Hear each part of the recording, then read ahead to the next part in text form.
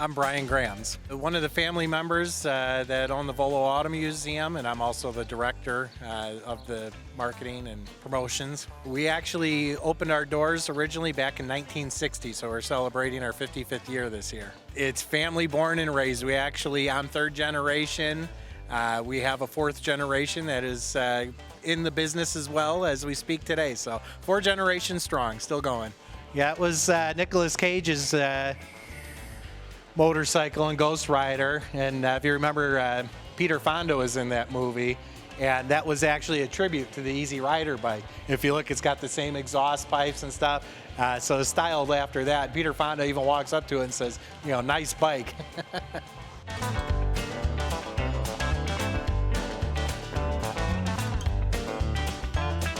Well, the idea was never to be an attraction like we are today.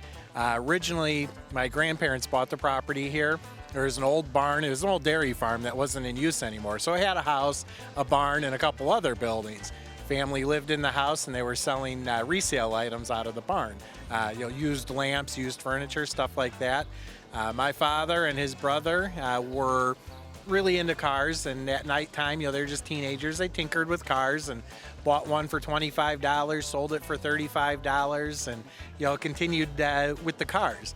My grandfather wasn't too happy about that. He actually sat him down one day and said, listen here, are we in the resale business or the car business? And they looked at each other and said, well, we made more money on one car than you've made in the resale business all month, so we're in the car business. And it just kind of sprouted from there. The resale turned into an antique mall, which we've got about 500 individual dealers. And the $25 beater car eventually grew to several cars. And we were buying and selling. But then because of the nature of the vehicles that we had, people were coming just to look at them. Yeah, we do get quite a few school groups in here. And the younger kids, never seen stuff like this before. One of them actually walked up to one of the old cars and pointed at the window crank and asked what that was. And when they told him that was to roll your window up and down, the kid started laughing. He'd never seen one before.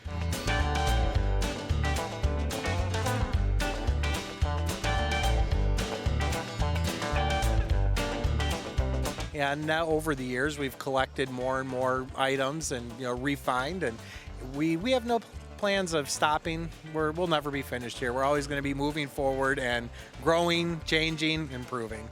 I say a little bit of everything. It's not too often you see a V8 powered bar stool. As you get different generations, they all bring their own input.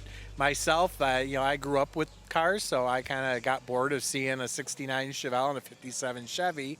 So my interest went into famous cars, the TV and movie stuff. So I'm the one that kind of brought that flavor in with getting the Batmobile, and it proved to be a car that people wanted to come and see. So we expanded on that, and my father, he's getting older, so he is thinking more along the lines of places to sit. So we added, theaters and stuff like that, so that the older people can go sit down, take breaks.